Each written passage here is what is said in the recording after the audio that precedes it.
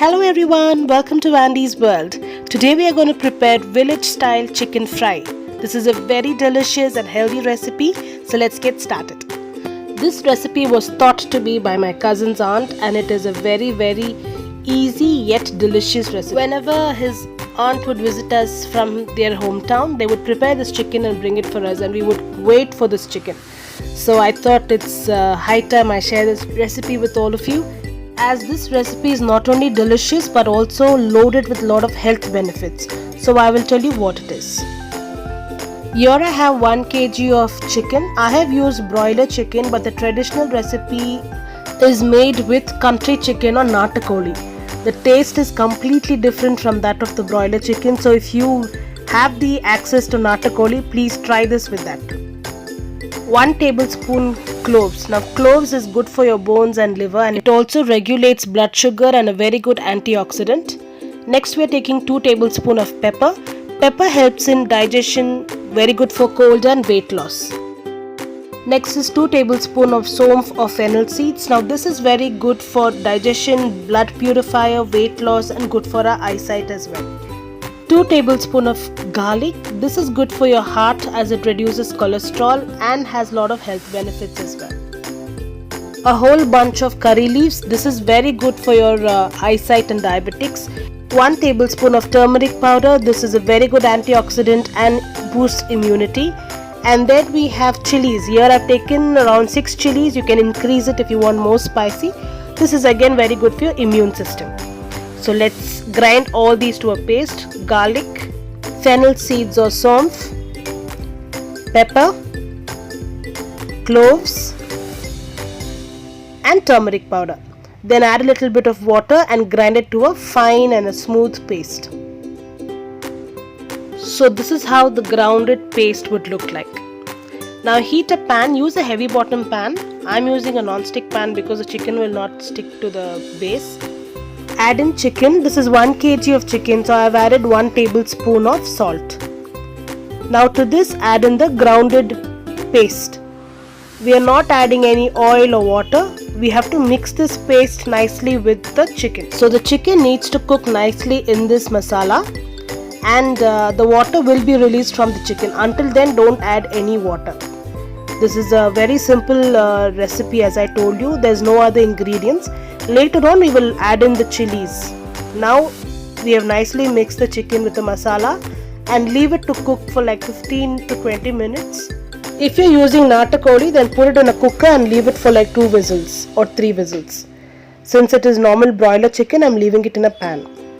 Let's cover the lid and come back after 15 to 20 minutes.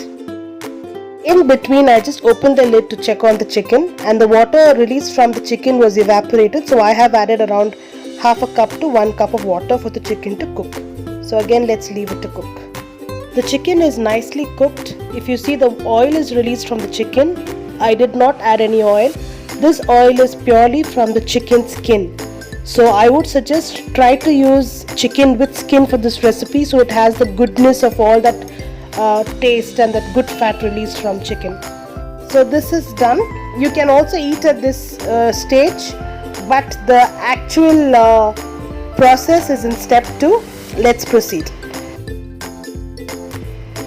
Heat a heavy bottom pan. Add little oil. Don't add too much, as required for your chicken. Once the oil is heated, add in the slit green chilies.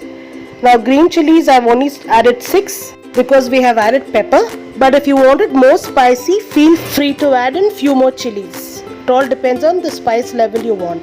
So the chilies are all fried. I'm adding the curry leaves. Once the curry leaves and chilies are nicely fried, let's add in the prepared chicken into this curry leaves and chili. Now we need to give it a good mix until the chicken is nicely roasted in this oil. We need to add a secret ingredient here, that is, I have added 2 tablespoons of corn flour. I'm sorry, the camera got switched off and I didn't realize that it was not captured. So I've added corn flour already, but you please add corn flour at this stage and give it a mix. Now the corn flour should be nicely mixed with the chicken so that the gravy and the spices nicely get binded with the chicken and gives a nice crisp coating on top. So if you see, it is nicely roasted and it is well combined. Do not skip adding corn flour because that is which will give you that taste in the end. It will bind the entire masala together and it will become totally dry. So that will give us a nice crisp outer layer for the chicken and every bite will taste yummy. Can you see the chicken now? I have nicely roasted the chicken in that corn flour. So it's done the magic. It's completely dry. There is no oil or the masala is nicely combined in the chicken and it will taste really yum. So make sure to keep giving a stir the moment you add the corn flour. Keep roasting until you get this consistency. So our party masala is done. Let's serve. We call this party masala because it's my aunt's mother-in-law's recipe. So it was taught to me by my cousin's aunt. It tastes yum with rice, or you can eat the chicken itself without any combination. It is that yum. You can serve this chicken with white rice, rasam or sambar, especially when you have got a flu or a cold. Make this chicken, eat it with rasam. Your fever will just leave you in some time because this has a lot of medicinal values, as I told you. Pepper, clove, garlic, which is definitely good for digestion. So prepare this recipe at home. Leave your comments below on what you think about this recipe. Do like, share and subscribe to my channel, and don't forget to click the bell icon for notifications of all my videos. I will meet you with more exciting recipes. Until then, take care. Bye bye.